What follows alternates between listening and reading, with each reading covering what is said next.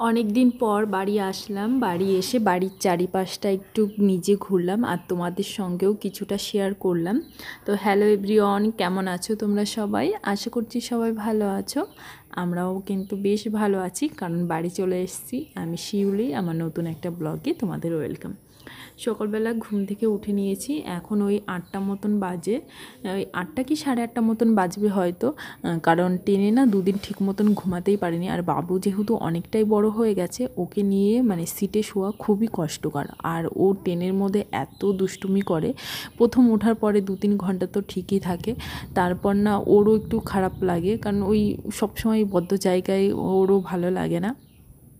কতক্ষণ জানলার কাছে বসে থাকবে, কী বা দেখবে, আর ঘুমাতেই চায় না। এটা হচ্ছে সব থেকে মানে বিরক্তকর, কারণ বেরোনোর দিন আমরা 3টের সময় উঠেছিলাম, ও তখন উঠে গেছিলো। আর ট্রেনের মধ্যে ও কিছুতেই ঘুমাতে চাচ্ছিল না। ঘুমাতে ঘুমাতে ওই দুপুর 2টো মতন বাজিয়ে দিয়েছিল। অনেক কষ্টে ওকে মানে ঘুম পাড়ানো হয়েছিল, তাও মানে ওকে শুয়েছি তো আমার শোয়ার জায়গা নেই, এরকম একটা অবস্থা। আর সারাটা রাত আমি একটা সাইড হয়ে শুয়েছিলাম। তো তার জন্য কালকে মানে সন্ধ্যার সময় আমরা বাড়ি পৌঁছে গেছি। বাড়ি পৌঁছেই কিন্তু ফ্রেশ হয়ে খাওয়া দাওয়া করে তারপর ঘুমিয়ে গেছিলাম। 8টার সময় ঘুমিয়ে গেছিলাম। ও কিন্তু ঘুমায়নি, ও ঠাম্মি ঠাকুরদার কাছে ছিল। তারপর আবার 11টার সময় ঘুম থেকে উঠে ওকে নিয়ে ঘরে নিয়ে গিয়ে তারপরে ওকেও ঘুম পাড়িয়েছি, আমরাও আবার শুয়ে গেছি। সকালে উঠতে উঠতে আবারও একটু দেরি হয়ে গেছে, কারণ ভোরবেলার দিকে বাবু আবার কান্না শুরু করে দিয়েছে যে ঠাম্মি ঠাকুরদার কাছে যাবে। তা তখন উঠে অনেকটা সময় একটু জেগেছিলাম, এই আর কি। তো বাইরে আবার মানে যখনই আমরা নেমেছি স্টেশনে, শিয়ালদা স্টেশনে, তারপর থেকেই বৃষ্টি শুরু হয়ে গিয়েছে। এবার বাড়ি আসছিলাম যখন, তখনই ঝিরিঝিরি বৃষ্টি, রাতেও খুব বৃষ্টি হয়ে গেছে। আর কোথাও এখনও সকাল থেকে মানে ঘরের বাইরেও ঠিক মতন বেরোতে পারিনি, আর রাতে তো বেরোইনি কোথাও। তো বাইরেটা পুরো একদম সবুজ, একটু মেঘে ঘেরা রয়েছে। তো ব্যাগের মধ্যে কি কি আছে না আছে, মানে দরকারি যে সমস্ত আমার জিনিসপত্রগুলো হাতের কাছে লাগবে সেগুলো মানে বের করে নিচ্ছি। এই যে ক্রিম বলো, এই যে আমার ওয়াশটা, নেল পলিশ, চিরুনি, এগুলো তো সব ওইখান থেকে নিয়ে এসেছি। এই একটা কাজ, মানে এই মাত্র কদিনের ছুটির জন্য আসা, যা যা দরকার নিয়ে আসো, আবার নিয়ে রেখে দাও। তো চলো এবার একটু বাইরে বেরিয়েছি, বাইরেটা তোমাদের একটু ঘুরে দেখাচ্ছি। আর আমিও দেখছি এই যে আমার বেলফুল গাছটা অনেক দিন হয়ে গেছে লাগিয়েছিলাম। তা আমি এখানে থাকাকালীন তো খুব একটা ফুল ফোটেনি। মা ফোন করে করে বলতো যে প্রচুর ফুল ফুটেছে, খুবই গন্ধ হচ্ছে। আর এগুলো তো সবাই চেনা পরিচিত, কম বেশি সবার বাড়িই আছে টাইম ফুল গাছ। আর আমার এই মানি প্ল্যান্ট গাছটাও কিন্তু বহু মানে পুরনো গাছটা, ওইখানে তোমাদের দেখালাম, একদম শুরু হয়ে গেছে জরাজীর্ণর অবস্থা, তাও কিন্তু বেশ ভালো রয়েছে।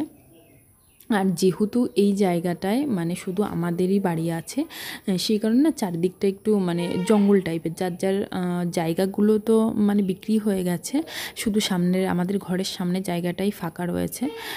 তা কেউ থাকে না, সেই কারণে আর মানে সেইভাবে আর মানে পরিষ্কারও হয় না, শুধু আমাদেরই বাড়িটা আছে, আর বাকি সব প্লটগুলো এখনও খালিই রয়েছে।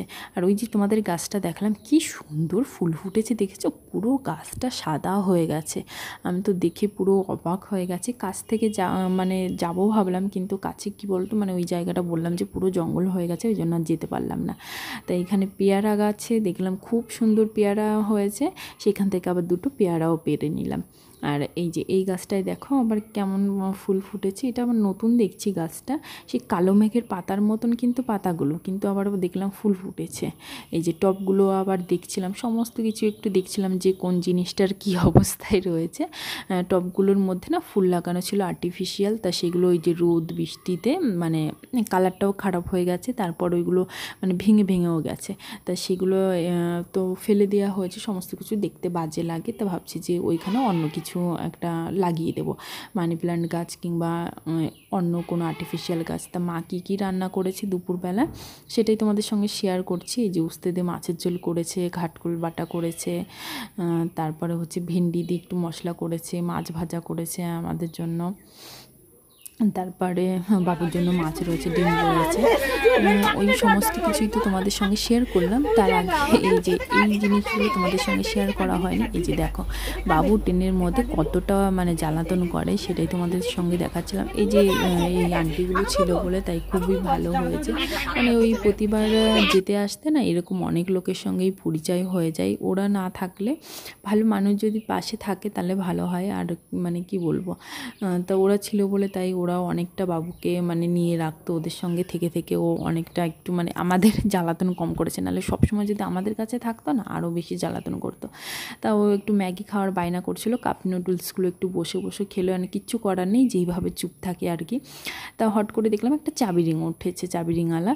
তা বাবাই একটা ছোট্ট একটা বারবি কিন্তু পছন্দ করেছে, আর আমার কিন্তু এই কৃষ্ণ ঠাকুরটা খুব পছন্দ হয়েছে, সেটা আমি নিয়ে নিয়েছিলাম। তারপর ভাই আর হচ্ছে আমার শ্বশুর গেছিলো আনতে, আমরা নেমে বাড়ির দিকে যাচ্ছিলাম। এই যে বাড়ি চলে এসেছি, মানে রিয়াকশানগুলো তোমাদের মানে একটু করে রেখেছিলাম, সেগুলোই তোমাদের সঙ্গে শেয়ার করছি। এখন বাবাই এসে ব্যাস বায়না শুরু করেছে, আমার এটা চাই, আমাকে ওটা দাও, মানে ঠাম্মির কাছে শুধু বায়না হচ্ছে। ও কিন্তু কিছুই ভোলে না, হ্যাঁ, ওর সব কিছুই মনে থাকে।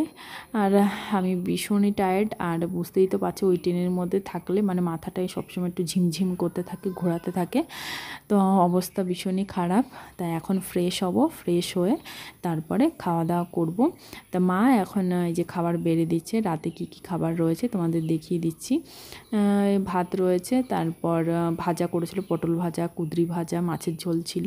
আজকের ভিডিওটা এই পর্যন্ত রাখছি, কেমন লাগছে অবশ্যই জানিও।